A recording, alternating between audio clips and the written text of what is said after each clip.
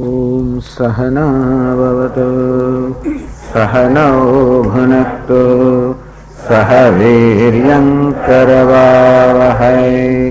तेजस्विनावधीतमस्तु मा विद्विषावहै।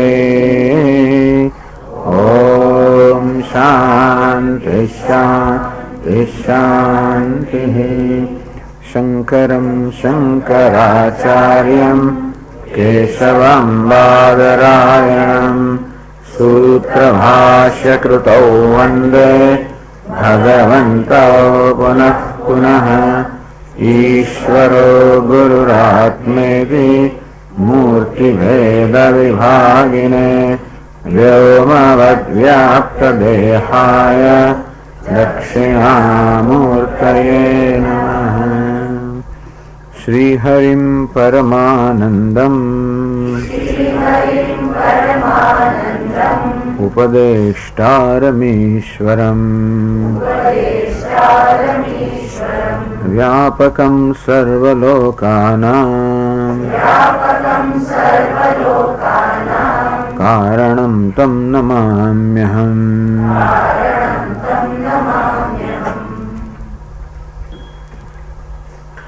उक्त साधन युक्तेन विचार पुरुषेण ही कर्तव्यो ज्ञान सिद्ध्यर्थम आत्मनः શુભમિચ્છતા।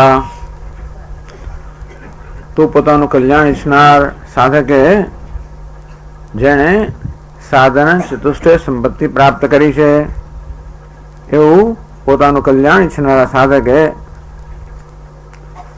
આત્મજ્ઞાનની સિદ્ધિ માટે વિચાર કરવો જોઈએ।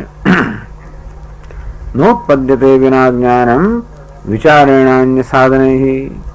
કારણ કે વિચાર સિવાય અન્ય કોઈ સાધનથી જ્ઞાન જન્મતું નથી। યથા પદાર્થબાનમ હિ પ્રકાશેન વિના ક્વચિત। જેવી રીતે પ્રકાશ વગર કોઈ પદાર્થનું ભાન ન થઈ શકે તેવી રીતે આ વિચાર પ્રકાશ વગર આપણને જ્ઞાન ન થઈ શકે। માટે જ્ઞાન પ્રાપ્ત કરવા માટે વિચાર કરવો જોઈએ, અન્વેષણ કરવું જોઈએ। सात्मा विजिज्ञासितव्य अन्वेष्टव्य है, विजिज्ञासितव्य है, એનું અન્વેષણ કરવું જોઈએ। તો વિચારનો પ્રકાર કયો છે? કોહમ કથમિદમ જાતમ કો વૈ કર્તાસ્ય વિદ્યતે। કોહમ અહમ એટલે કે હુંનું વાસ્તવિક સ્વરૂપ શું છે? કથમિદમ જાતમ આ જગત છે એ કેવી રીતે જન્મ્યું? કો વૈ કર્તાસ્ય વિદ્યતે આ જગતનો કર્તા અર્થાત જગતનો કરનાર કોણ છે? કોણ આ જગતના સર્જન માટે જવાબદાર છે? ઉપાદાન કિમસ્તિ હૈ। અને આ જગતનું સર્જન કરવા માટે કયા પ્રકારનું ઉપાદાન કારણ? જેવી રીતે ઘડાનું સર્જન કરવા માટે આ પ્રશ્ન પૂછી શકાય કે કથમ કેવી રીતે આ ઘડાનું સર્જન થાય છે? કોઈ કરતા વિદ્યતે આ ઘડાનું સર્જન કરનાર કોણ? તો કે કુંભાર। ઉપાદાન કિમસ્તિ હૈ આ ઘડાના સર્જન માટે કયું ઉપાદાન કારણ છે? તો કે માટી। એટલે સર્જન માટે મુખ્યત્વે આ બે કારણોનું અન્વેષણ કરવાનું હોય। આ જગત સર્જન છે એવું સ્વીકાર લીધું છે અને સર્જન હોવાના કારણે બે કારણ હોય, એક તો ઉપાદાન કારણ, બીજું નિમિત્ત કારણ। જેમ કે ઘડાના સર્જન માટે માટી એ ઉપાદાન કારણ છે, કુંભાર નિમિત્ત કારણ છે। એ કુંભારને નિમિત્ત કારણ કહેવાય, કર્તા કહેવાય, માટેને ઉપાદાન કહેવાય। કથમ જાતમ ચલો કઈ રીતે જન્મ્યું? એવો પ્રશ્ન જગત માટે પણ વહી જન્મે છે, કઈ રીતે જન્મ્યું? વિચાર સ્વયંની દૃષ્ટિ જગત પણ સર્જન છે માટે એનું સર્જન કરનાર કોઈ હોવો જોઈએ। જેમાં ઘડિયાળ સર્જન છે એટલે આપણે ઘડિયાળના સર્જકને ન જોયો હોય તો પણ અનુમાન કરી શકીએ કે આ ઘડિયાળના અનેક બધા અવયવો છે એ બધાને જોડનાર કોઈ હોવું જોઈએ, જેથી બધા અવયવો જોડાઈને આ જે સંઘાત કે સમુદાય બન્યો જેને આપણે ઘડિયાળ કહીએ છીએ એ કોઈ બુદ્ધિપૂર્વકનું કર્મ કરે છે, ઉપયોગી કર્મ કરે છે। તો આવા બધા અવયવોને એવી રીતે જોડવા જેથી એનો જે સમુદાય હોય, સંઘાત હોય એ ઉપયોગી કાર્ય કરતો હોય તો આપણે અનુમાન કરી શકીએ કે એનું સર્જન થયું હોવું જોઈએ। કોઈક બુદ્ધિશાળી વ્યક્તિ હોવી જોઈએ જેણે આ સર્જન કર્યું. કારણ કે ઘડિયાળના અવયવો સ્વયં તો જોડાઈ ન જાય. તો ઘડિયાળનું ઉપાદાન કારણ કયું? જે બધા જે ધાતુ જેમાંથી અવયવ બનેલા છે એ ઉપાદાન, અને ઘડિયાળને જોડનાર જે હોય એ કર્તા એટલે કે નિમિત્ત કારણ. કોહમ, પહેલા પ્રશ્ન થયો કે હું કોણ છું, એનો ઉત્તર પછી આવે છે 13મા શ્લોકમાં કહે છે, નાહમ ભૂત ગણો દેહ નાહમ ચાક્ષ ગણસ્તથા એતદ્વિલક્ષણઃ કશ્ચિદ વિચારસ્તોયમીદૃશઃ.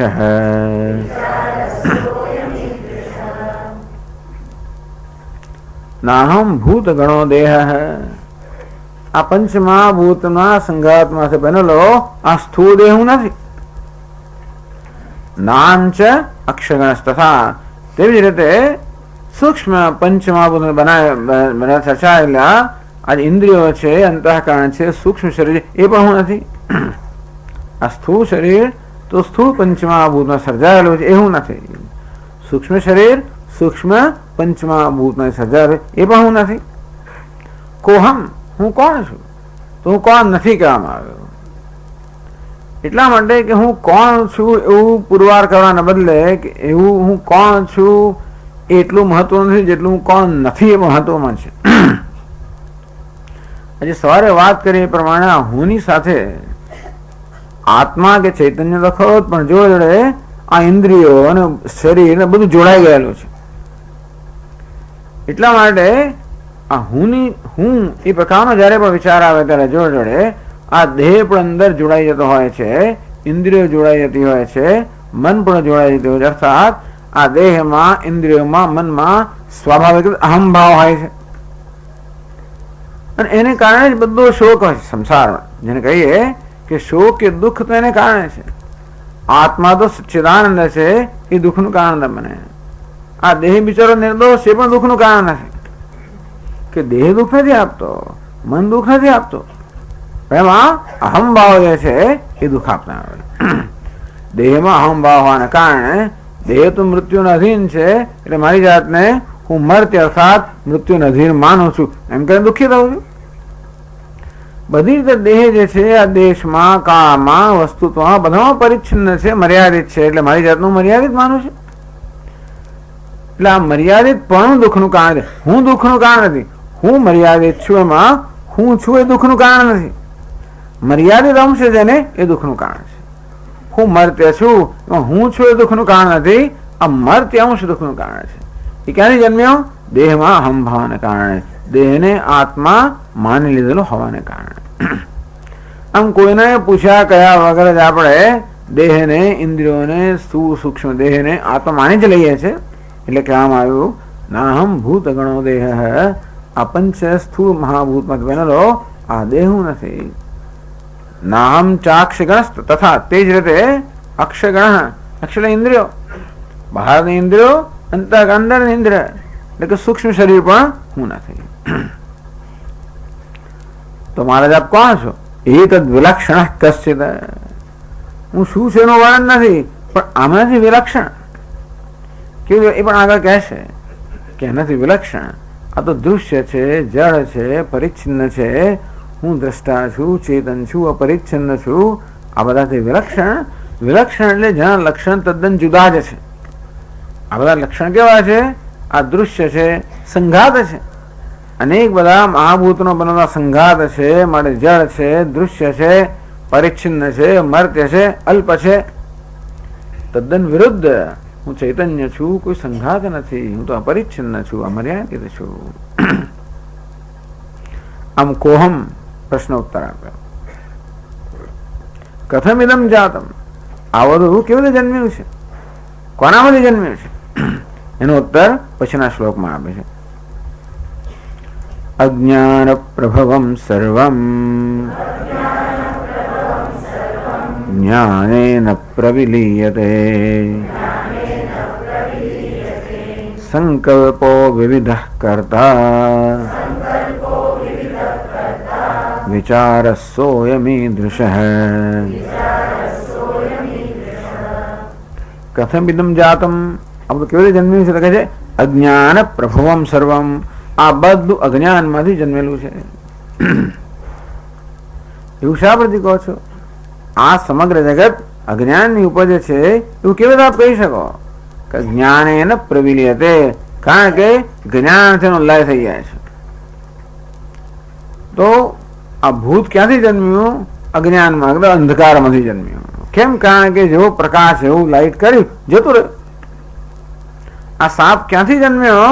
તો કે રજ્જુના દોરડાનું અજ્ઞાન, કારણ કે દોરડાનું જ્ઞાન થયું તો સાપ નષ્ટ થઈ ગયો, લીન થઈ ગયો, અદૃશ્ય થઈ ગયો.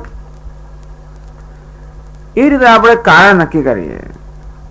કારણ કે રજ્જુના જ્ઞાનથી આ સાપ અદૃશ્ય થઈ ગયો, એટલે જ આપણે કહીએ છીએ કે એ રજ્જુના અજ્ઞાનમાંથી જન્મે હોવું જોઈએ.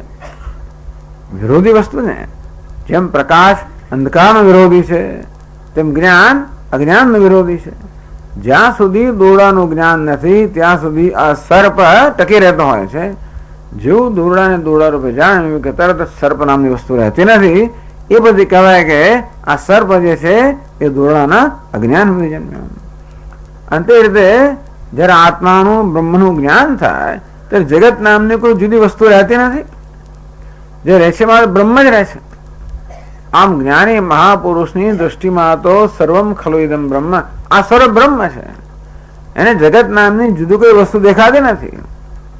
અનેક બધા અલંકારો છે અને આપણે પેલા અનેક માનતા હોય, પરંતુ સુવર્ણનું જ્ઞાન થયા પછી અલંકારો સુવર્ણ કરતા જુદા કે અનેક રહેતા નથી. નષ્ટ થઈ જવાનો અર્થ ને કે એ અદૃશ્ય થઈ જાય. જ્ઞાન થવાને કારણે આ જગત દેખાય જ નહીં એવો હેતુ નથી આમાં. એવું જોયું તો એવું પણ થાય. ટૂંકમાં આપણે આપણી દ્રષ્ટિને ઇન્દ્રિયો મનમાંથી ખેંચી લઈએ તો દેખાય પણ નહીં, જે એવો રસ હોય તો. પરંતુ દેખાય ત્યારે પણ એની કોઈ સત્યતા રહેતી નથી. એટલે રજ્જુ સર્પના દ્રષ્ટાંત થોડુંક જુદું એટલા માટે છે કે આ જગત ઈશ્વર સૃષ્ટિ છે. એને બીજું દ્રષ્ટાંત આપી શકાય. જેવી રીતે આપણને ઝાંઝવાનું જ દેખાતું હોય છે, એને આપણે સાચું માનીએ જ્યાં સુધી તે રેતી છે કે રણ છે એવું જ્ઞાન ન હોય ત્યાં સુધી એ ઝાંઝવાને સાચું માનીએ. અને પછી જયારે જ્ઞાન થતું રણ છે અને ત્યારે ભલે આપણને ઝાંઝવાના જેવાની પ્રતીતિ થતી હોય, દેખાય, પણ હવે એનામાં કોઈ સત્યતા રહી નથી. અને તેથી આમ બધી જ વ્યવહાર દ્રષ્ટિ જોવા જઈએ તો હવે એ જવાનું કોઈ અસ્તિત્વ નથી. પ્રતીતિ છે, ઝાંઝવાનું દેખાય છે ખરું, પણ હવે અદૃશ્ય કેમ થયું? કારણ કે એનામાં કોઈ સત્યતા રહી નથી. અને તે રીતે આ જગતનું અધિષ્ઠાન જે બ્રહ્મ છે, અસ્થિ ભાતિ પ્રિયમ.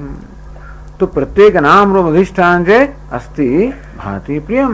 એ અસ્થિ ભાતિ પ્રિયમનું જ્ઞાન થાય ત્યારે આ નારૂપ નામનું કોઈ જગત જુદું રહેતું નથી. એટલે અમે કહીએ છીએ કે અસ્થિ ભાતિ પ્રિયમ સત્યમ જ્ઞાન અનંતમ બ્રહ્મના અજ્ઞાનમાંથી આ જગત જન્મ્યું, કારણ કે એના જ્ઞાનથી નષ્ટ થઈ જાય છે. સંકલ્પો વિવિધ કરતા. સર્જન કરનાર કોણ? ભાઈ અજ્ઞાનમાંથી જન્મ્યું. સર્જન કરનાર કોણ? સંકલ્પ. વિવિધ સંકલ્પ. તો એ ભિન્ન ભિન્ન પ્રકારના સંકલ્પ જે બધા આપણે કરતા હોઈએ છીએ એ છેવટે આ જગતનું સર્જન કરવાનું કારણ બને છે. જો વેદાંત શાસ્ત્રનો એક મૂળભૂત જે પ્રક્રિયા આપણે સમજી લઈએ, જયારે એમ કે અજ્ઞાનમાંથી આપણું જન્મ્યું, તો એની સમજવાની રીત બહુ સરળ છે. આ જગત નો શું ઉપયોગ છે? જગતના પદાર્થો શેના માટે છે? મારી બધી ઈચ્છાઓ પૂરી કરવા માટે. જેમ કહેવાય એક રીતે છે કે જગતના પદાર્થો કોને શેના માટે છે? મારી ઈચ્છાઓ પૂરી કરવા માટે. મેં બધી ઈચ્છાઓ કરેલી, એના પ્રતિભાવ રૂપે આ બધું સર્જાયું છે. એટલે આપણે ઈચ્છા કરીએ એને કારણે આ બધું સર્જાતું હોય છે. ઈચ્છામાંથી સર્જાયો. ઉપનિષદ પણ કે સો કામયત તદૈક્ષત. આ પરમાત્માએ કામના કરી, ઈક્ષણ કર્યું, સંકલ્પ કર્યો, બહુશ્યામ, હું બહુ બની જાઉં. અને એ રીતે આ જગતનું સર્જન થયું. આપણે પણ ઈચ્છા કરીએ તો જ સર્જન થાય. કશું પણ જેમ કે આ હોલનું સર્જન પણ ક્યારે થાય? એની પાછળ સંકલ્પ થયો હોય, ઈચ્છા થઈ હોય કે ભાઈ હોલ હોવો જોઈએ, કંઈક હોવું જોઈએ. સ્વામીજી સંકલ્પ કરો, હવે તમે કશું સર્જાવા માટે કંઈક સંકલ્પ થવો જોઈએ ને. બી ચલો ને સ્વામીજી કૈલાસમાં બી ઈચ્છા જ થતી નથી ને. આ તો બરાબર છે, ઈચ્છા થવી જોઈએ તો પછી વસ્તુ થાય. તો તે રીતે અને એક ઈચ્છા પૂરી કરવા માટે તો 1000 વસ્તુ જોઈએ. એક હોલ બનાવવાની ઈચ્છા તમારે પૂરી કરો, કેટલું બધું જોઈએ અંદર. કેટલા પેલા આર્કિટેક્ટથી માંડીને એન્જિનિયરોથી માંડીને કેટલા બધા કારીગરો જોઈએ. એમાં ઈંટ જોઈએ ને, સિમેન્ટ જોઈએ ને. ઈંટો કે એમને આવતી નથી, ત્યાં આપણી પાસે પેલા ભઠ્ઠામાં ઈંટો તૈયાર છે. એને પછી માટી જોઈએ, એના માટે કેટલું જોઈએ ને, પછી અગ્નિ જોઈએ ને, ભઠ્ઠી જોઈએ ને. એ અગ્નિ માટે વળી પાછો ગેસ ક્યાંકથી લઈ આવતો હોય, એ ક્યાંથી ક્યાંથી બધું તમે જોવા જાઓ. એક હોલ બનાવવા માટે કેટલી વસ્તુ જોઈએ છે એની આખી યાદી બનાવવા જાઓ તો આખું જગત જોઈએ. વિચાર કરજો. ખાલી ઈંટની જ વાત, એ ઈંટ બનાવવા માટે આખું જગત જોઈએ ને. હોલની વાત જવા ને, એક ઈંટ જ બનાવી હોય તમારે તો આખું જગત જોઈએ. ઈંટ માટે માટી તો જોઈએ ને, એના માટે પૃથ્વી જોઈએ, અને પછી ભઠ્ઠી જોઈએ, પછી અગ્નિ જોઈએ, અને પાછું વાયુ જોઈએ એને સુકાવા માટે. પૃથ્વી તત્વ જોઈએ, અગ્નિ તત્વ જોઈએ, પછી જળ તત્વ હોય છે એને સુકાવા વાયુ તત્વ જોઈએ. એ બધાને અવકાશ આકાશ તત્વ જોઈએ. 5 તત્વો જોઈએ જ પહેલા. અને પેલો પ્રજાપતિ જોઈએ, આપણો કુમાર આ કરનાર જોઈએ. પૃથ્વી હોય એટલે પછી આ સૂર્યમંડળ હોવું નહીં તો પૃથ્વીને ટકાવી રાખે કોણ? સૂર્યની આસપાસ ફરે ત્યારે સૂર્ય પણ જોઈએ, ચંદ્ર જોઈએ, તારાઓ, નક્ષત્રો, ગ્રહો બધું જોઈએ. ના એટલે કશી પણ એક વસ્તુ બનાવવા માટે શું શું જોઈએ એને વિશે આપણે જો સૂક્ષ્મતાથી વિચાર કરીએ તો એક કીડી મંકોડા બધું જોઈએ. છેવટે તમે જોજો, લાકડા લાવવા હોય પેલા તો એના માટે વૃક્ષો જોઈએ, અને વૃક્ષો માટે તો શું શું જોઈએ? પૃથ્વી જોઈએ, જળ જોઈએ, વરસાદ જોઈએ, તડકો જોઈએ, ચંદ્રમા જોઈએ, બધું જોઈએ. જોડે પેલામાં કીડી, વૃક્ષોમાં કેટલાય બધા કીડી મંકોડા અને પક્ષીઓને શું શું બધું હોય છે. આ બધી વસ્તુ જોઈએ, બધાનો ઉપયોગ છે. કહેવાનો ભાવ એ છે કે આ સર્જન છે થાય છે ઈચ્છામાંથી કે સંકલ્પમાંથી. તો એટલે કહેવામાં આવ્યું સંકલ્પો વિવિધ કરતા. હવે તમારી બધી ઈચ્છાઓ, મારી ઈચ્છાઓ, બધાની ઈચ્છા ભેગી કરીએ એના પરિણામે આખું જગત જોઈએ. સંકલ્પો વિવિધ કરતા, કે કરતા તો સંકલ્પ છે. આ વિલક્ષણ છે. આની પ્રક્રિયા, આ ગ્રંથની પ્રક્રિયા થોડી વિલક્ષણ છે, પણ કરનાર કોણ છે? સંકલ્પ કરનાર. આત્મા કરનાર નથી. ઘણો વધે છે કે આત્મા કરનાર નથી, સંકલ્પ કરનાર છે. વિચાર આ પ્રકારે તમારે અન્વેષણ કરવું જોઈએ, વિચાર કરવો જોઈએ. ટૂંકમાં આ વિચાર એટલે આપણે એકલાએ કરવો જોઈએ એવું નથી કહેવામાં હેતુ, પણ કેવી રીતે ગુરુજીની મદદથી આપણે શાસ્ત્રોનો આ પ્રકારે વિચાર કરવો જોઈએ. ઉપાદાન એમ કે વસ્તી હે, આ જગતનું ઉપાદાન કયું છે? તો એનો ઉત્તર આવે પછીના શ્લોકમાં. એતયોર્યદુપાદાનમ એકમ સૂક્ષ્મં સદવ્યયમ યથૈવ મૃદ્ઘટાદીનાં વિચારસોયમીદૃશઃ. જો આપણે આગળ વાત કરીએ કે ઈચ્છામાંથી જન્મી, પણ ઈચ્છા શેમાં જન્મી પણ એક પ્રશ્ન પૂછવાનો બાકી રહી ગયો. ઈચ્છામાંથી આ બધું જન્મ્યું તો સમજાયો, પણ ઈચ્છા શેમાંથી જન્મી? ઈચ્છા કોને? મને ઈચ્છા થઈ. શેની ઈચ્છા થઈ? ઈંટ બનાવવાની ઈચ્છા થઈ, હોલ બનાવવાની ઈચ્છા થઈ, કશી પણ ઈચ્છા થઈ. શું કરવા ભાઈ? બધું થઈ જાય એટલે બસ આનંદ થશે. ઈચ્છાની પાછળ છેવડે એક જ પ્રયોજન હોય, જેથી ઈચ્છાની પૂર્તિ દ્વારા મને આનંદ થશે, સુખ મળશે.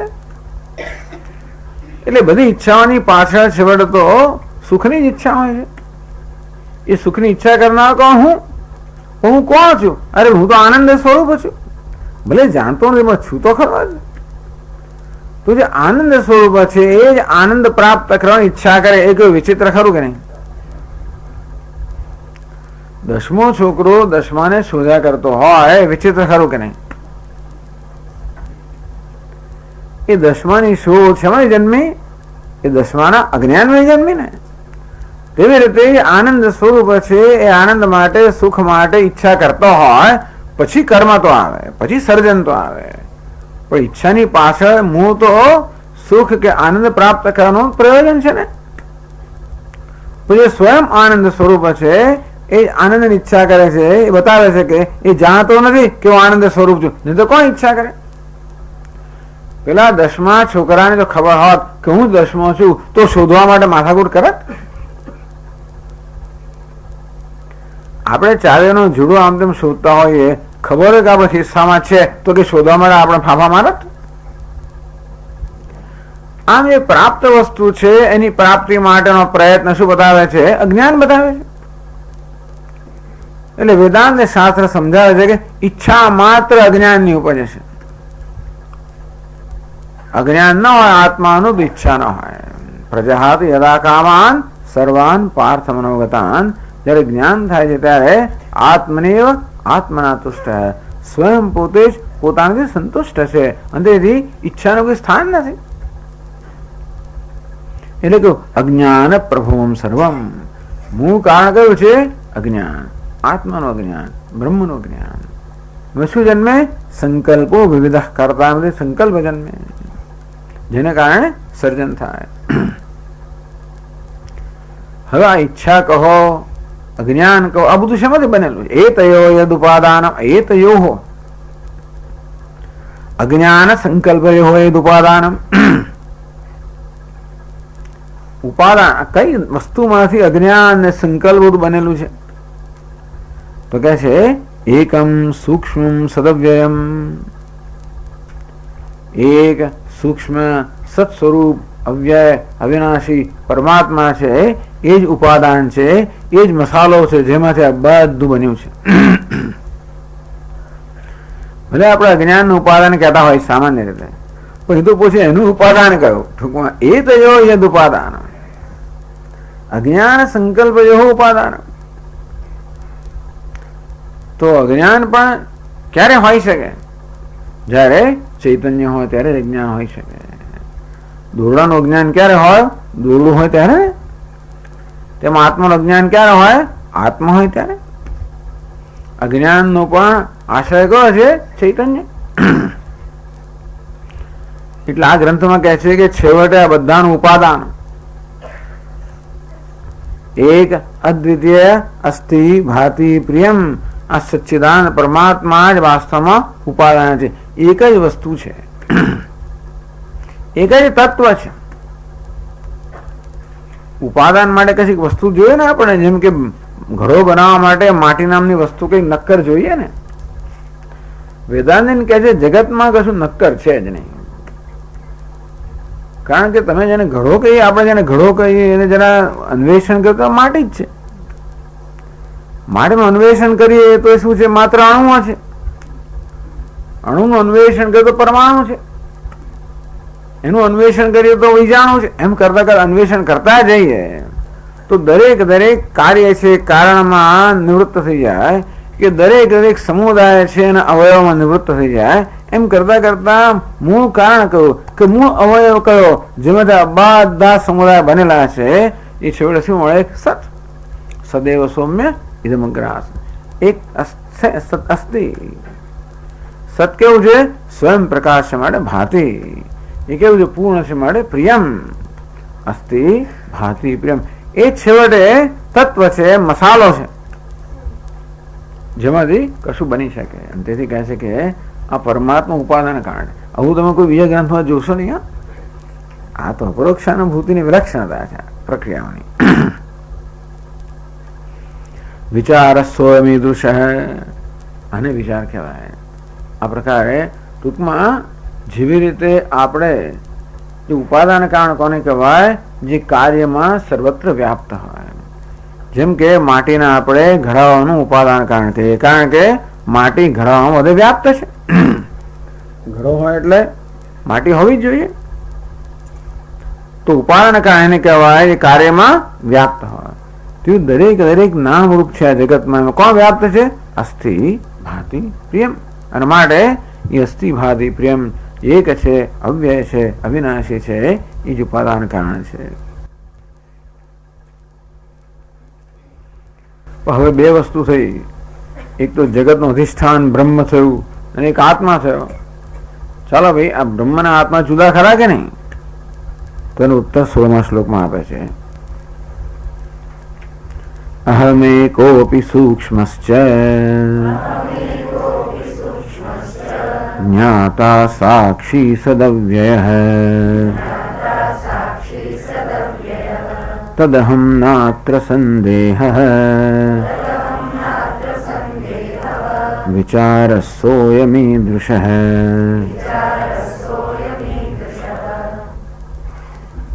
ત્યારે હું કોણ છું?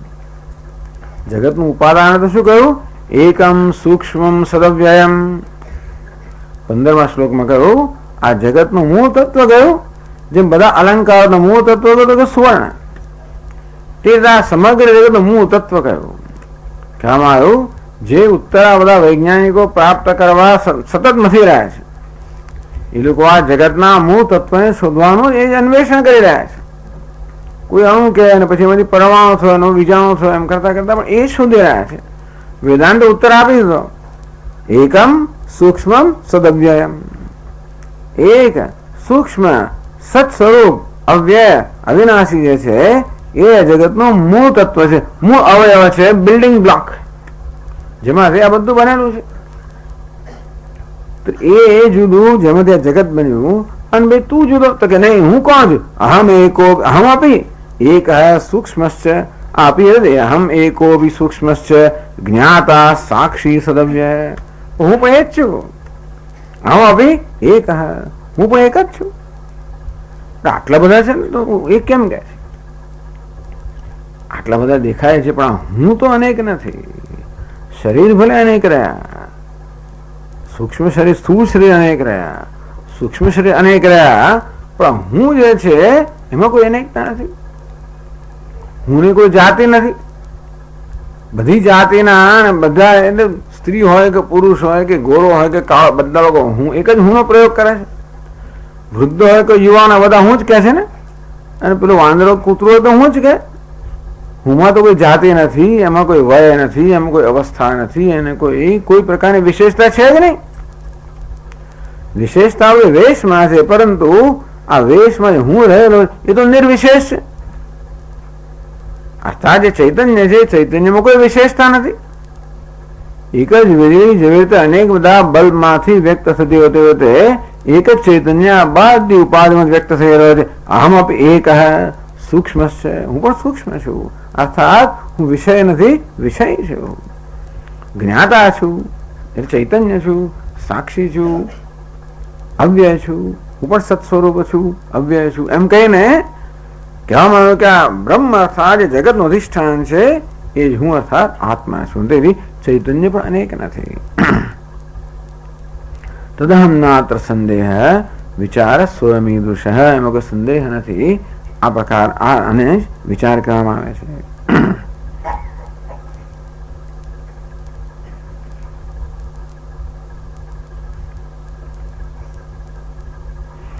તો હવે આ જીવ અને બ્રહ્મનો ઐક્યની વાત કરી દીધી 16મા શ્લોકની અંદર.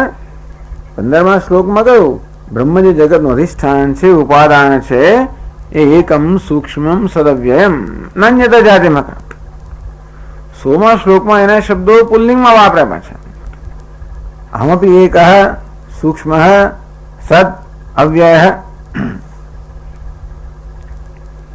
તો આ જીવ અને બ્રહ્મના ઐક્યનું જે વાત કરી 16મા શ્લોકમાં, એ જ હવે દ્રઢ કરે છે. અજ્ઞાન કોને કહેવાય? એ અજ્ઞાન કોને કહેવાય કેવા દ્વારા વાસ્તવમાં આ જીવ અને બ્રહ્મના ઐક્યને પણ દ્રઢ કરે છે. તો એ વળી પાછા પછીના 7 શ્લોકોમાં કરે છે. તો 17મા શ્લોકમાં કહે છે આત્મા વિનિષ્કલો ह्येकः देहो बहुभिरावृतः तयोरैक्यं प्रपश्यन्ते किमज्ञानमतः परम्।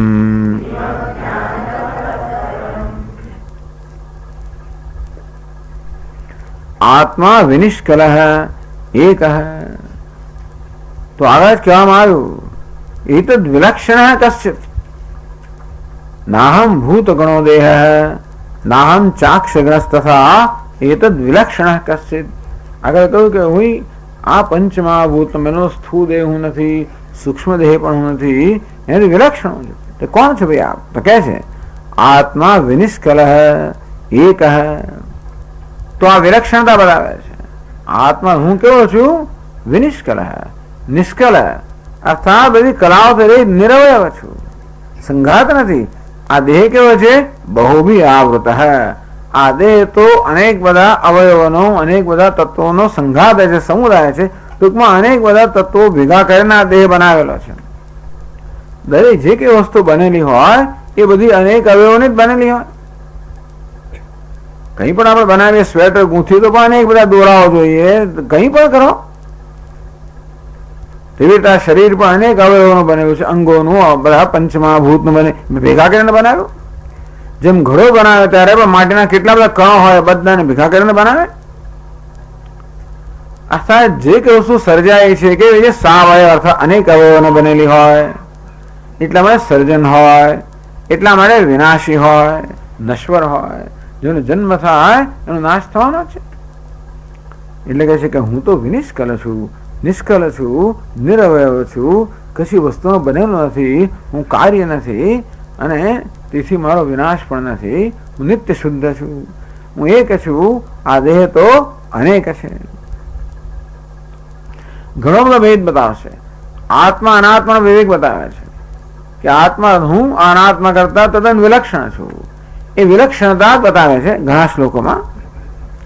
આત્મા તો હું વિનિષ્કલ છું, નિરવયવ છું, એક છું. દેહ તો અનેક અવયવનો બનેલો છે અને વળી પાછો અનેક છે. તયો ઐક્યમ પ્રપશ્યંતિ.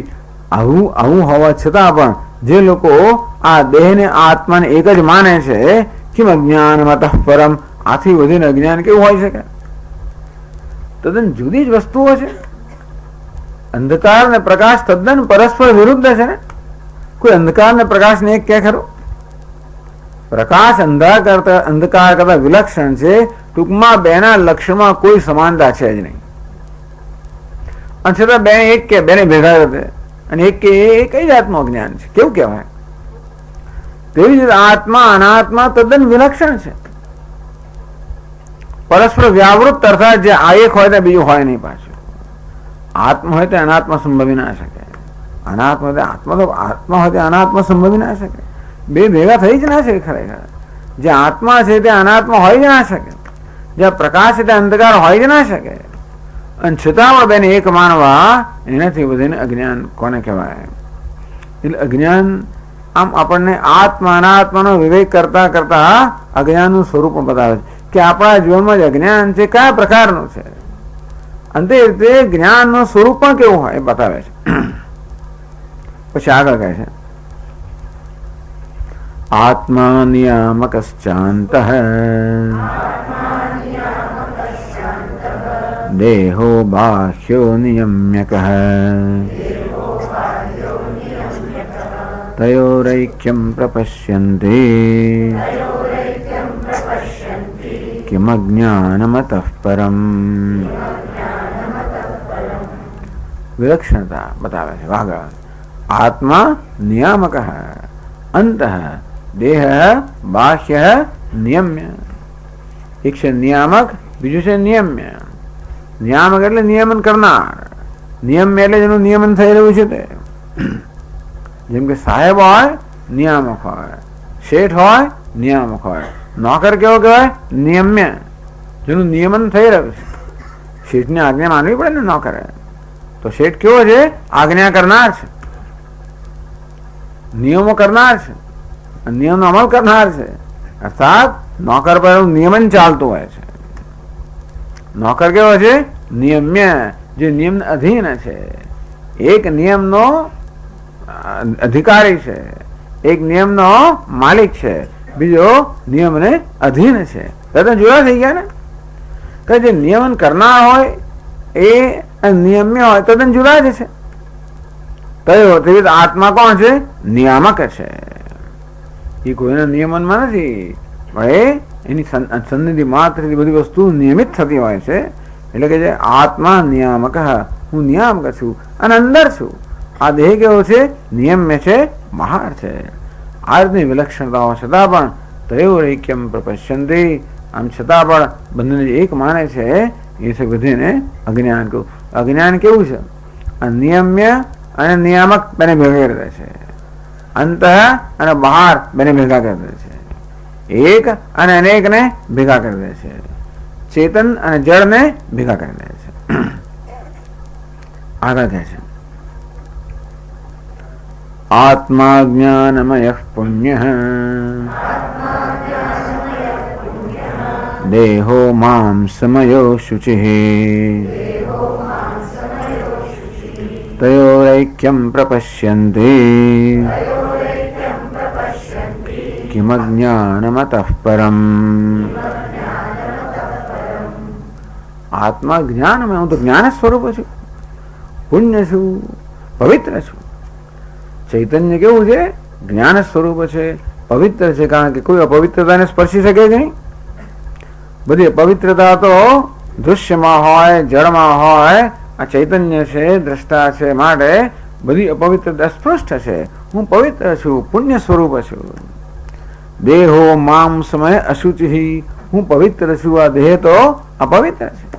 માંસનો બનેલો અર્થાત સપ્તધાતુનો બનેલો દેહ તો અપવિત્ર છે, અશુચિ છે. હું તો પવિત્ર છું.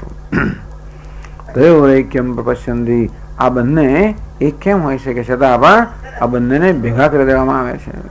એનું નામ અજ્ઞાન. અને અધ્યાસ કહો, અધ્યારોપ કહો, અજ્ઞાન. આ અધ્યાસ કે અધ્યારોપ પરથી મૂળ અજ્ઞાન છે એનું અનુમાન થતું હોય છે. પણ અજ્ઞાન જે છે આપણે અનુભવનો વિષય, તો અધ્યાસ કે અધ્યારોપના રૂપમાં આવતો હોય છે. હવે આગળ વિલક્ષણતા કહે છે આત્મા પ્રકાશક સ્વચ્છ દેહસ્તામસ ઉચ્યતે તયોરૈક્યમ પ્રપશ્યન્તે કિમજ્ઞાનમતઃ પરમ. આત્મા એટલે કે હું ચૈતન્ય છું, પ્રકાશક છું, સ્વયં પ્રકાશ છું અને સર્વને પ્રકાશિત કરનાર છું. આત્મા પ્રકાશક, સ્વચ્છ છું, નિર્મળ છું. કારણ કોઈ પ્રકારની મલિનતા મને સ્પર્શતી જ નથી. દેહ તામસ ઉચ્યતે, આ દેહ તો જડ છે, મલિન છે, તમો ગુણનો બનેલો છે. હું કેવું છું? સત્વ કે સત્વદીવ પણ છું. અને દેહ કેવો છે? તામસ છે, જળ છે, પવિત્ર છે, પ્રકાશ્ય છે, દૃશ્ય છે. હું પ્રકાશક છું, દેહ પ્રકાશ્ય છે. હું પવિત્ર છું, દેહ પવિત્ર છે. હું સ્વચ્છ છું, દેહ અસ્વચ્છ છે. આ બંનેને છતાં પણ આપણે એક કરી દઈએ છીએ. અર્થાત આ દેહમાં અહંભાવ ધરાવીએ છીએ. આ દેહની અંદર સ્થૂળ દેહની જોડે જોડે સૂક્ષ્મ દેહને પણ સમજી લેવાનો. સૂક્ષ્મ દેહ પણ અનેક અવયવોનો સંઘાત જ છે. એ પણ 17 અવયવોનો બનેલો છે. હું આત્મા નિરવયવ છું, માટે સ્થૂળ દેહ કે સૂક્ષ્મ દેહ બંનેથી વિલક્ષણ છું, ભિન્ન છું. બીજી વિલક્ષણતા આગળ બતાવે છે આત્મા નિત્યો હિ સદ્રૂપ દેહો નિત્યો હ્યસન્મય તયોરૈક્યમ પ્રપશ્યન્તે કિમજ્ઞાનમતઃ પરમ. આત્મા હું નિત્ય છું, સત સ્વરૂપ છું, સત્ય છું. અર્થાત મારો ક્યારે બાધ ના થાય. આ હું છે ને એનું ક્યારે બાધ થઈ ના શકે. ટૂંકમાં હું જે છે એ ક્યારેય પણ આપણી સભાનતામાંથી દૂર કરી શકીએ જ નહીં. બાદ એટલે આપણી સભાનતામાંથી દૂર કરવું. જેવી રીતે મારી આંખો ખુલ્લી છે ત્યારે આ રૂપ રંગની સભાનતા છે. આંખો બંધ કરી દઉં તો રૂપ રંગની સભાનતા રહેતી નથી. એટલે કહેવાય કે રૂપ રંગનો બાદ કરી નાખ્યો. કાનને પૂમણા મારી દઉં, કોઈ અવાજ શબ્દો સંભળાય નહીં, શબ્દનો બાદ કર્યો. આ રીતે સમગ્ર જગતને ટૂંકમાં હું મારી દ્રષ્ટિ જગતમાંથી ધારો કે અંતર્મુખ બનાવી દઉં. જેવી રીતે આપણે સુષુપ્તિમાં હોઈએ, ગાઢ નિદ્રામાં હોઈએ ત્યારે પણ આપણે જગતનું કોઈ પ્રકારનું ભાન હોતું નથી. આમ સુષુપ્તિની અંદર પણ જગતનો બાદ થઈ જતો હોય છે, અર્થાત જગતની કોઈ સભાનતા હોતી નથી. સમાધિમાં હોઈએ ત્યારે પણ જગતનો બાદ થઈ જાય, આપણે સભાન હોઈએ ત્યારે પણ. આ બધી વસ્તુને આપણે આપણી સભાનતામાંથી ખસેડી શકીએ, દૂર કરી શકીએ, પણ ક્યારેય પણ આપણે આત્માને, ચૈતન્ય, હું ને આપણી સભાનતાથી ક્યારે પણ દૂર કરી શકીએ જ નહીં ને. દૂર કરનારનું સ્વરૂપ છે, બાદ કરનારનું સ્વરૂપ છે. બધું છોડી શકીએ આપણે. એક વસ્તુ છોડી શકીએ, રોજ છોડીએ છે આપણે. રોજ બધું છોડી દેતા હોઈએ છીએ. ગાઢ નિદ્રામાં બધું છોડી દઈએ છીએ. જાગ્રત અવસ્થામાં કેટલી આસક્તિ રાખીને કેટલા વળગી ના છે, રડા રો ને કકડાટ ને ગયો ના ગયો ના આવ્યો, બધું ઊંઘી ગયો એટલે બધું જતું રહ્યું. તો ઊંઘમાં શું થાય છે? બધી વસ્તુ છોડી દઈએ છીએ. એક વસ્તુ ક્યારે ના છૂટે. કઈ વસ્તુ ના છૂટે? હું ક્યારે પણ ના છૂટે. ઊંઘની અંદર પણ હું તો હોય જ છે. સ્વામી, ઊંઘમાં કઈ ભાન નથી આવતું કે હું છું? શા પછી કોઈ ઊંઘમાં છું? કે જાગ્યા પછી એનો જ હું જાગતો હોય છે. જે હું ઊંઘતો તો એ જ હું જાગતો હોય છે. આપણે જાગીએ ત્યારે કોઈ નવો માણસ જાગતો નથી. રોજ રોજ નવો માણસ જાગે છે. જાગીએ ત્યારે ચાલો ભાઈ ક્યાંથી આવ્યો, ક્યાંથી ટપકી પડ્યો, શું થતું નથી થતું. સવારે જાગ્રત થયું ત્યારે મને ખબર છે કે હું જે ઊંઘતો હતો એ જ જાગ્યો. ખરું કે નહીં? આ તો બધાનો અનુભવ છે ને. એટલે સાતત્ય છે ને. એવું નથી કે નવું જ જન્મ્યું, નવો જ હું કે ઊભો થયો તો સારું થાત ને સારું થાત નહીં, શું ખબર શું થાત. તો આપણે ઈચ્છે કે નવો જ હું ઊભો થાય તો બધા પ્રશ્નો જતા રહે. સ્વામીજી બધું ગયું. આ તો બધી એની જ માથાકૂટ લઈને પાછા ઊંઘમાં આપણે મુક્ત થઈ ગયા. પાછા જેવા જાગ્યા કે બધી એની જ માથાકૂટ લઈને પાછા જાગ્રત થયા. કેવું સારું થાત. નવો જ હું જાગ્યો હોત તો કેવું સારું થાત. બધું નવેસરથી કરવું પડ્યું હોત ખરું ને પાછું. એ ખરું ને. આ બધું નવેસર મારવું પડ્યું હોત પાછું. એટલે એ લાભ પણ ના આવે ને. હુંના પ્રશ્નો લઈને જન્મે પણ હુંની જે સિદ્ધિઓનો લાભ પણ ના જ મળે ને. એટલે બંને વસ્તુ મળે છે આપણને. એટલે ભાઈ હું ઘરનો માલિક છે ને જાગું છું. નવી સાથે ઘર નથી બંધાવવું પડતું. નોકરી નવેસર નથી મેળવવી પડતી. નવેસરથી બધું કરવું નથી પડતું. એ લાભ પણ ખરો ને. ચાલો જે હોય તો કહેવાનો વાત એ છે કે હું જાગું ત્યારે ક્યારે પણ મારા મનમાં એવું નથી હોતું કે કંઈક જુદો જ હું જાગ્યો. જે હું સૂતો હતો તે જ હું જાગ્યો. અર્થાત સુષુપ્તિમાં પણ ગાઢ નિદ્રા એ જ હું હતો જે જાગ્યો ના હતો. આત્મા નિત્યો હિ સદ્રૂપ દેહો અનિત્ય અસન્મય. તો હું તો નિત્ય છું અને સત સ્વરૂપ છું. મારો ક્યારેય બાદ ન થાય. અર્થાત હું ક્યારે ન હોય બની ના શકે. બાકી બધી વસ્તુ ન હોય એવું બને. કોઈ પણ વસ્તુ ના હોય એવું બને. બધાનો હું ત્યાગ કરી શકું. બધાને સભાનતામાંથી હું દૂર કરી શકું. અને કોઈ વસ્તુ ન હોય તો વાંધો એ નથી ખરેખર. તો પણ હું ન હોઉં તો બની જ ના શકે. કારણ કે હોવા પણ મારું સ્વરૂપ. દેહ અનિત્ય અસન્મય. આ દેહ તો મિથ્યા છે, જળ છે, બાદ યોગ્ય છે, અનિત્ય છે. હું સત્ય છું, અબાધ્ય છું, નિત્ય છું. પછી આગળ કહે છે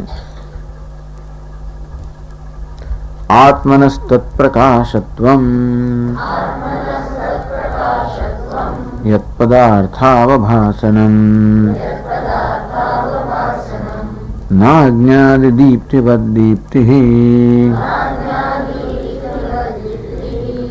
ભવત્યાંધ્યમ્યતો નિશી. જ્યારે આત્માના તો વિવેક કરે ત્યારે આત્માનું સ્વરૂપ પણ સમજાવી દે છે. હું ચૈતન્ય છું, પ્રકાશ સ્વરૂપ છું. એવું પ્રકાશ શબ્દ વાપરવામાં આવે એટલે આપણા મનમાં કંઈક પ્રકાશની કલ્પના થાય કે જેમ આ પ્રકાશ છે દીવાનો, કે કોઈ પેલી કોઈ જ્યોત હોય એવો કોઈ પ્રકાશ, એવો આત્મા છે તો કે નહીં. નહીં, અગ્નિની પેલી જ્યોત હોય કે દીવાની જ્યોત, એવા પ્રકારનો પ્રકાશ નથી. આપણી પાસે શબ્દો જે મર્યાદિત છે એટલે પ્રકાશ શબ્દ વાપરવો પડે. પ્રકાશ કોને કહેવાય? જે અંધકાર દૂર કરે, જે વસ્તુને છતી કરે. અંધકારને કારણે વસ્તુ હોવા છતાં પણ એ આપણા જ્ઞાનનો વિષય ન બને, જે છે એને છતી કરનાર એનું નામ પ્રકાશ. તો આત્મા અર્થ ચૈતન્ય જગતના બધા પદાર્થોને છતા કરે છે બધાને, અને એને કારણે આપણે બધી વસ્તુ જાણી શકીએ છીએ. માટે એ પ્રકાશ કહેવાય. કેવો પ્રકાશ? જ્ઞાનનો પ્રકાશ. જ્ઞાનનો પ્રકાશ એ કહે છે કે હું કેવો પ્રકાશ? તો જ્ઞાનનો પ્રકાશ છું. પેલું મનમાં ટ્યુબલાઇટ થાય છે ને, હા સમજ, એ કેવો ટ્યુબ, એનું નામ પ્રકાશ. એ કેવો પ્રકાશ છે? એ જ્ઞાનનો પ્રકાશ. ઘણી વાર કઈ મથતા હોય સમજવા માટે, શું કહે છે સ્વામી, અને એકદમ આમ સમજ પડી, હા વાત સમજી ગયો વાત, તો શું થાય છે? ટ્યુબલાઇટ થઈ. એને એ પણ એને આપણે ટ્યુબલાઇટ કહીએ છીએ ને. હવે ટ્યુબલાઇટ થઈ જરા અંદર વાતો કરતી વખતે પેલાને કોઈને સમજ ના પડતી હોય ને ઘણી વાર, પછી જરા હા હવે ટ્યુબલાઇટ થઈ ને. એ કેવી ટ્યુબલાઇટ છે? એ જ્ઞાનની ટ્યુબલાઇટ છે. એને પ્રકાશ કહેવાય. તો એ પ્રકાશની વાત છે, જ્ઞાનરૂપી પ્રકાશ. એટલે એ પ્રકાશને આપણા સામાન્ય પ્રકાશ જે છે ને, આવો બલ્બનો પ્રકાશ હોય કે અગ્નિનો પ્રકાશ હોય, એ જમાનો તો બલ્બ નહોતા, પણ અગ્નિની જ્યોત વગેરે હોય કે સૂર્યનો પ્રકાશ હોય, ચંદ્રનો પ્રકાશ હોય, એ બધા પ્રકાશ કરતા એની વિલક્ષણતા બતાવે છે. તો જેવી રીતે આ દેહથી વિલક્ષણ છું, સ્થૂળ દેહથી વિલક્ષણ છું, સૂક્ષ્મ દેહથી વિલક્ષણ છું, અને કહ્યું ને આગળ આત્મા પ્રકાશક સ્વચ્છ હૈ, હું તો બધાને પ્રકાશિત કરનાર છું, પ્રકાશ સ્વરૂપ છું. એટલે આપણા પ્રચલિત પ્રકાશો છે એના કરતા વિલક્ષણતા બતાવે છે.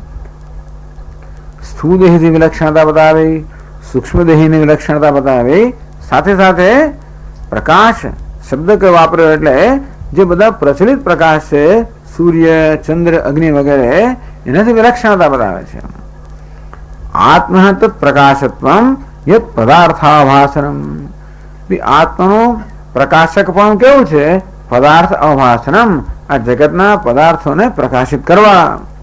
એટલે આપણે શબ્દ સ્પર્શ આ બધા પદાર્થોનું જ્ઞાન થાય છે એ આત્માના ચૈતન્યના પ્રકાશને કારણે. આમ કહેવાય કે તમને બધાને ક્યારે જોઈ શકું? આ બલ્બનો પ્રકાશ હોય ત્યારે. એ તો ખરો, બલ્બના પ્રકાશની જોડે જોડે આંખોનો પ્રકાશ પણ જોયો તો ખરો ને. આંખોના પ્રકાશ વગર ના જ દેખાય ને. પણ આંખમાં પ્રકાશ ક્યાંથી આવ્યો?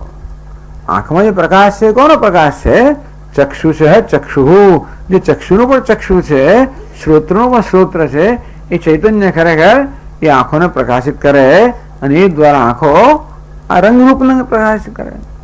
એ ચૈતન્ય કાનને કર્ણને પ્રકાશિત કરે, એ દ્વારા કર્ણ જે છે એ શબ્દને પ્રકાશિત કરે.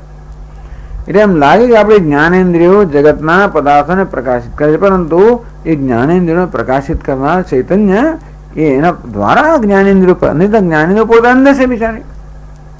એટલે કહ્યું કે આત્માનું પ્રકાશક પણ છે, કે આત્માનો પ્રકાશ છે એ આ બધા, એ કયો પ્રકાશ? આ બધા પદાર્થોનું જ્ઞાન કરાવવું. અજ્ઞાન દીપ્તિવદ દીપ્તિ. અગ્નિ, સૂર્ય, ચંદ્ર વગેરે જે દીપ્તિ છે એ પ્રકારની દીપ્તિ નથી. કેમ નથી?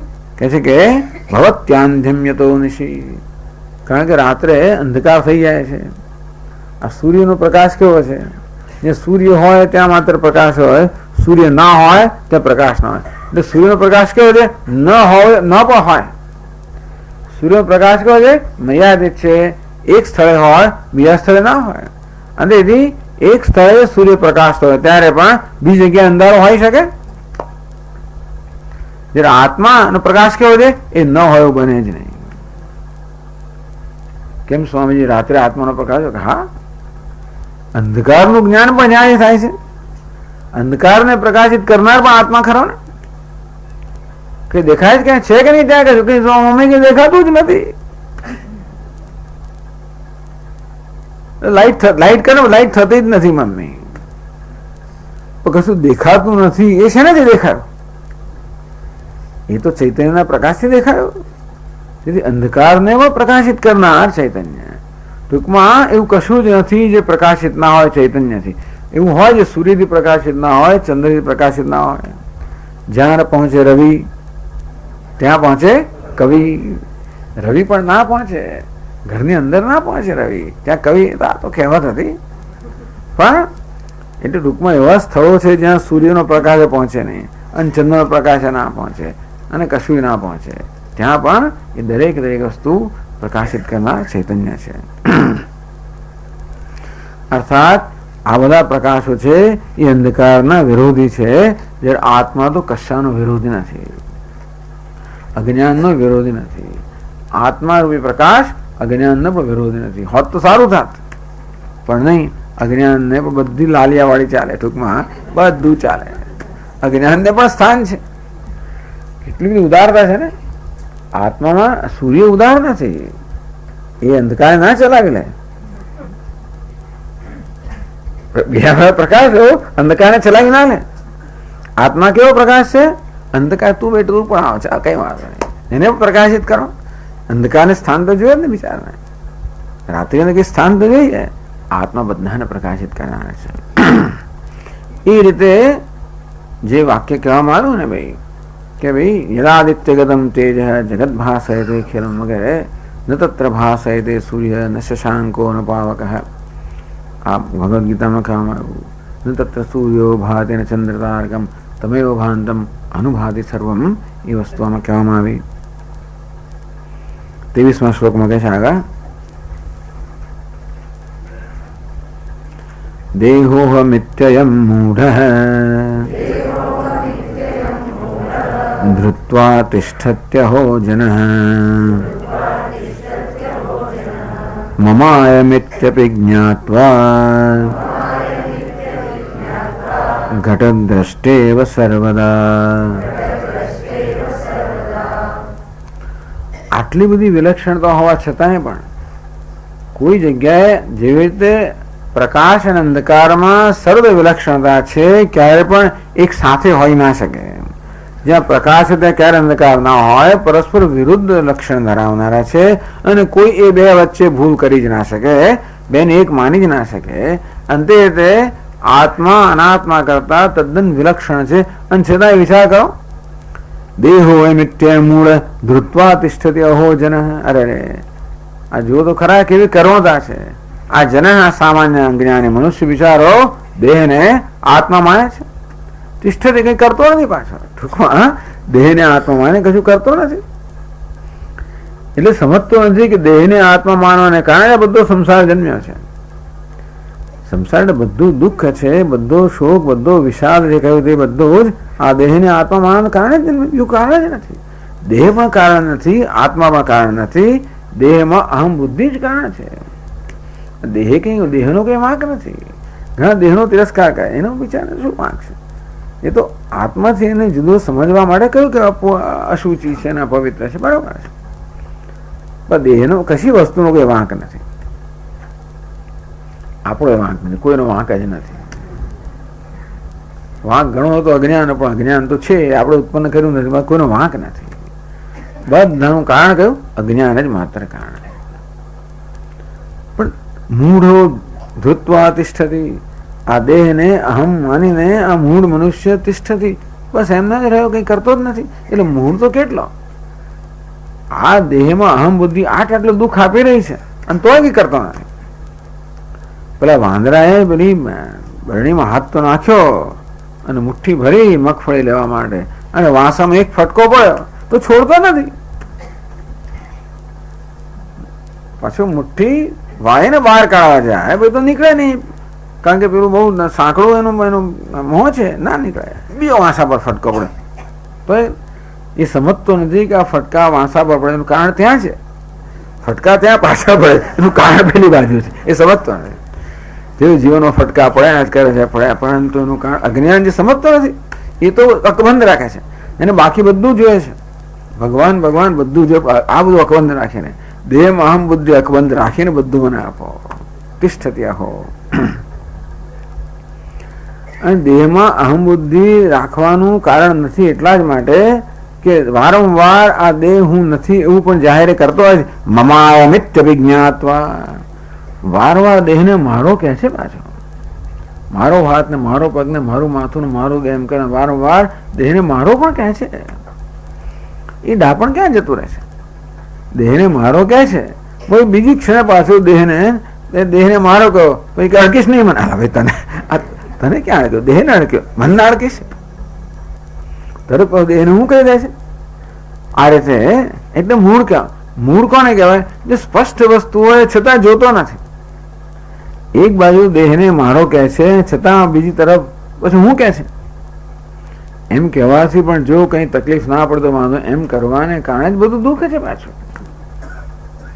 ઘટ દ્રષ્ટિ જેમ ઘટનો જોનાર જે છે એ ઘટ કરતા જુદો હોય, તો ઘડાને મારો કહેનાર જેમ ઘડા કરતા જુદો હોય, તેમ દેહને મારો કહેનાર દેહ કરતા જુદો હોવો જોઈએ.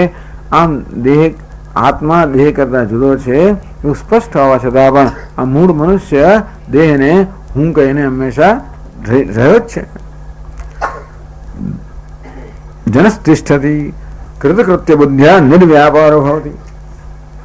એને થતું નથી કે આમાં કઈ કરવાની જરૂર હોય. આમાં શું કરવાની જરૂર છે? ટૂંકમાં કૃતકૃત્ય છે, બધું બરાબર છે, વ્યવસ્થિત છે, કઈ તકલીફ નથી એમ કરીને આરામથી બધું કરે છે. દંડ બેઠક બધું કરશે, એક એક વસ્તુ કરશે, પણ દેહમાં અહમ બુદ્ધિ એમાં એને કઈ દુઃખ નથી લાગતું, એમાં એને ખોટું નથી લાગતું, એમાં એને કોઈ પ્રશ્ન લાગતો જ નથી. બાકી બધી વસ્તુમાં એને દુનિયામાં સમસ્યા લાગે છે. આ પડોશી આવે છે, પત્ની આવે છે, દીકરો આવે છે, પેલો આવે છે, બધી વસ્તુ મળે એ અનેક વસ્તુ કરે છે. બાકી બધી વસ્તુમાં પરિવર્તન લાવવા કેટલું કરે છે, પણ આની અંદર કઈ કરતો નથી. અને આવી રીતે દેહ અહમ માનીને આરામ કૃતકૃત્ય સંતુષ્ટ થઈને રહેલો છે. એ મૂળતા બતાવે.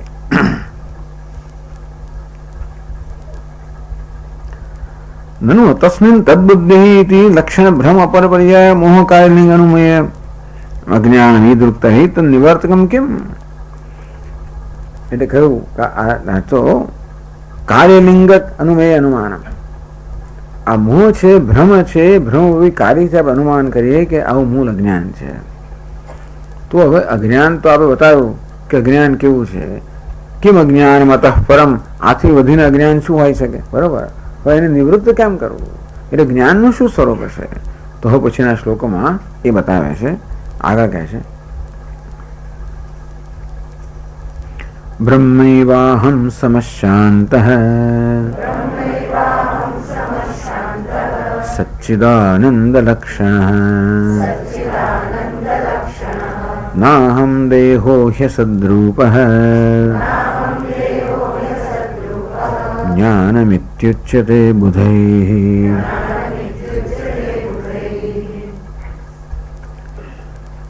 તો બુધૈ જ્ઞાન ઉચ્યતે. બુદ્ધિમાન લોકો જ્ઞાની પુરુષો અને જ્ઞાન કહે છે. કોને જ્ઞાન કહે? બ્રહ્મૈવાહમ, હું બ્રહ્મ છું. આ દેહ નથી, સ્થૂળ દેહ નથી, સૂક્ષ્મ દેહ નથી, બ્રહ્મ છું. બ્રહ્મૈવાહમ સમશાંત, સદા સમ છું, સદા શાંત છું. સચ્ચિદાનંદ લક્ષણ, સચ્ચિદ આનંદ લક્ષણ, તો બ્રહ્મ હું છું. નાહમ દેહ અસદરૂપ. આ દેહ તો અસત છે, જળ છે અને દુઃખનું કારણ છે. અહમ બુદ્ધિ દુઃખનું કારણ છે. હું સચ્ચિદાનંદ છું, દેહ કરતા તદ્દન વિલક્ષણ છું. તેથી હું દેહ નથી. અસદરૂપ દેહ અહમ નાસ્મી ન અસ્મી. આ તો અસદરૂપ દેહ હું નથી. એ આ પ્રકારના વિવેકને જ્ઞાની પુરુષો જ્ઞાન કહે છે. તેવી રીતે આગળ કહે છે, નિર્વિકારો નિરાકાર નિરવદ્યોહમવ્યઃ નાહમ દેહો હ્યસદ્રૂપઃ જ્ઞાનમિત્યુચ્યતે બુધૈઃ.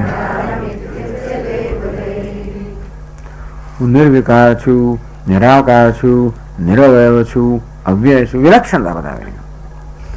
દેહ કેવો છે? વિકારી છે, આકારવાળો છે, અવયવવાળો છે અને વિનાશી છે. હું તો નિર્વિકાર, નિરાકાર, નિરવયવ, અવ્યય છું. આ પ્રકારને આ રીતે પોતાની જાતે જાણવું એને જ્ઞાની પુરુષો જ્ઞાન કહે છે. આ રીતે પોતાને જાણવો. કોહમ, હું કોણ છું? નિર્વિકાર છું, નિરાકાર છું, નિરવયવ છું, અવ્યય છું. એ રીતે પોતાને જાણવો એને બુદ્ધિમાન લોકો જ્ઞાન કહે છે. આગળ કહે છે નિરામયો નિરાભાસ નિર્વિકલ્પો હમાતત નાહમ દેહો સદ્રૂપ જ્ઞાનમિત્યુચ્યતે બુધૈ.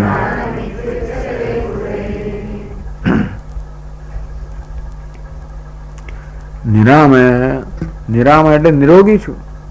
કોઈ રોગ મને સ્પર્શી શકતો નથી. એ બધા દેહમાં છે. સ્થૂળ દેહમાં પણ રોગ હોય, સૂક્ષ્મ દેહમાં પણ રોગ હોય, એટલે ઇન્દ્રિયોમાં પણ રોગ હોય, મનમાં પણ રોગ હોઈ શકે, પણ હું કેવું છું? નિરોગી છું. નિરાભાસ. નિરાભાસ નો અર્થ કે હું ક્યારે વૃત્તિમાં ભાસતો નથી. હું તો વૃત્તિનો પ્રકાશક છું. નિર્વિકલ્પ બધા વિકલ્પથી રહિત છું. આતત વ્યાપક છું, નિરાકાર છું. નાહમ દેહો શસ્ત્રૂપ જ્ઞાનમિત્યુચ્યતે બુદ્ધિ. આ પ્રકારના જ્ઞાનને બુદ્ધિમાન મનુષ્યો આત્માનું જ્ઞાન કહે છે. પછી આગળ કહે છે નિર્ગુણો નિષ્ક્રિયો નિત્ય નિત્યમુક્તોહમચ્યુત નાહમ દેહો હ્યસદ્રૂપ જ્ઞાનમિત્યુચ્યતે બુધૈ. નિર્મલો નિશ્ચલો નંતઃ શુદ્ધો હમજરો મરઃ નાહમ દેહો હ્યસદ્રૂપ જ્ઞાનમિત્યુચ્યતે બુધૈ. નિર્ગુણ છું, નિષ્ક્રિય છું, નિત્ય છું, નિત્ય મુક્ત છું, અચ્યુત અર્થાત ક્યારેય મારા સ્વરૂપથી હું ચ્યુત થયો જ નથી. નિર્મલ છું, નિશ્ચલ છું. આ ચંચળતા મનનો સ્વભાવ છે, મલિનતા દેહનો સ્વભાવ છે. હું અનંત છું તો મર્યાદિતપણું પણ સ્થૂળ સૂક્ષ્મ દેહનો સ્વભાવ છે. હું શુદ્ધ છું, અજર. હું જન્મ, મૃત્યુ, જરા, વ્યાધિ આ સર્વ પ્રકારના વિકારથી રહિત છું. આ બધા વિકારો સ્થૂળ અને સૂક્ષ્મ દેહમાં રહેલા છે. નાહમ દેહો સદ્રૂપ અસદ્રૂપ અર્થાત મિથ્યા કે જળ કે દૃશ્ય દેહ છે તે હું નથી. જ્ઞાનમિત્યુચ્યતે બુદ્ધિ. તો પ્રશ્ન પૂછવામાં આવ્યો કે આપ અજ્ઞાનની વાત, અજ્ઞાન સ્વરૂપનું પ્રદર્શન તો કર્યું, તો અજ્ઞાનનું નિરાકરણ કેમ કરવું? આ રીતે આત્માને પોતાની જાતને જાણવો. આ જ્ઞાનથી અજ્ઞાનનું નિરાકરણ થાય. આ રીતે આ શ્લોકોમાં આત્મ અનાત્મ વિવેક કહેવામાં આવ્યો. આત્માની અનાત્મકતા વિલક્ષણતા બતાવવામાં આવી અને જો આત્માનું સ્વરૂપ પણ બતાવવામાં આવ્યું. બંને વસ્તુ કહેવામાં આવી. માત્ર આત્મા શું નથી એટલું જ ન કહ્યું. અનાત્માથી આત્માની વિલક્ષણતા બતાવીને પહેલા આત્મા શું નથી એ કહ્યું અને પછી આત્મા શું છે એ બંને કહેવામાં આવ્યું. જ્ઞાનમિત્યુચ્યતે બુદ્ધિ. અને બુદ્ધિમાન કે જ્ઞાની પુરુષો જ્ઞાન કહે છે. ઓમ ઓમ પૂર્ણમદ પૂર્ણમિદં પૂર્ણાત પૂર્ણમુદચ્યતે પૂર્ણસ્ય પૂર્ણમાદાય પૂર્ણમેવાવશિષ્યતે. ઓમ શાંતિ શાંતિ શાંતિ. શંકરં શંકરાચાર્યં કેશવં બાદરાયણં સૂત્રભાષ્યકૃતૌ વંદે ભગવन्तौ પુનઃ પુનઃ. ઈશ્વરો ગુરુરાત્મેતિ મૂર્તિભેદ વિભાગિને વ્યોમવદ્વ્યાપ્તદેહાય દક્ષિણામૂર્તયે નમઃ. ઓમ શાંતિ શાંતિ શાંતિ. હરિ ઓમ श्री गुरुभ्यो नमः। हरि ओम।